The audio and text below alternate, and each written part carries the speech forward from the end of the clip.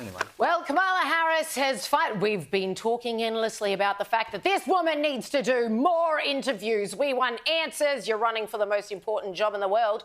Can we please get some straight answers? So she finally sat down with MSNBC's host, Stephanie Ruler, and you would not believe the softball questions. Here's one about Kamala's time at Macca's. Your opponent almost every day seems to be talking about this, so I just want to ask you yes or no. At any point in your life, have you served 2 all-beef patties, special sauce, lettuce, cheese, pickles, onions on a sesame seed bun, working at a McDonald's? Yes or no? That's it. I have. Okay, now the other job. But it was not a small job. Like, I did the fries. I mean, Oh, incredible. That's one that she could answer really confidently. Not so much when Stephanie asked Kamala about, so with all these taxes that you intend to raise in order to fund all the things that you're going to pony for everyone, a pony for everyone's pony, what if you can't raise the taxes? What if you don't have the support in both the houses that you need in order to pull this off? Kamala should have just said, I don't know. Instead, she said this. You mentioned housing before, giving that extra money for a first home. If you can't raise corporate taxes, or if GOP takes control of the Senate, where do you get the money to do that? Do you still go forward with those plans and borrow? well, but we're going to have to raise corporate taxes, and we're going to have to make sure that the biggest corporations and billionaires pay their fair share. That's just it. Lady, if all the polls are correct, you're looking at a pretty divided government, even if you do make it to the White House. The question is, what are you going to do if you don't have the support to raise said taxes? Oh, we're just going to have to do it, though. We're just going to have to do it. Even the look on her face when she was asked that was... She was terrified. She was terrified. It's like, it was like... Oh, my God, that's never occurred to me before. What do you mean? You mean... So it's almost like she was...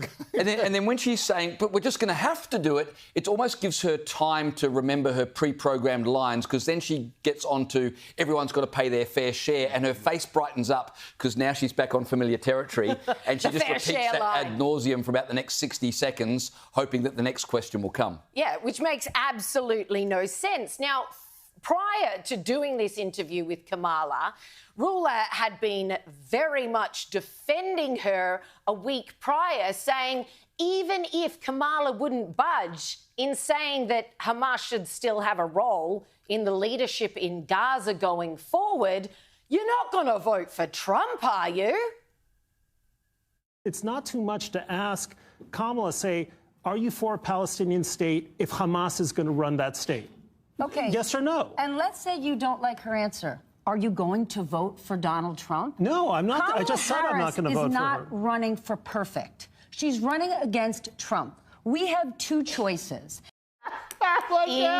Incredible. Even if she says that a terrorist group should still rule and reign in Gaza, I mean, you're not going to vote for Trump, are you? Let's just call off the election. No one's going to vote for Trump. So, you know, why even have an election? Why waste all this money? Why even have an interview and ask questions? What's the point? Why ask her anything? Because they're not going to know. But after this absolute bomb of an interview, even Stephanie Ruler changed her tune, saying, yeah, Kamala couldn't even answer how she was going to do these tax raises if she didn't have the support of the houses.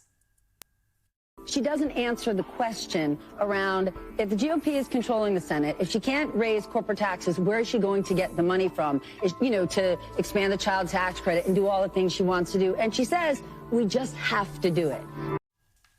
Changed her tune real fast, didn't she? So prior to the interview, she's just saying, look, no matter what she says, basically, including terrorists just still having control of that land, that's fine, anything but a vote for Trump. After the interview, she's like, she couldn't even answer this basic question, and admits it to the nation live on MSNBC. It's another one of those examples where these networks that endlessly shill for, daily tongue baths for the Democrats, actually end up with egg all over their face because they realise the person that we're trying to champion is not popular or intelligent.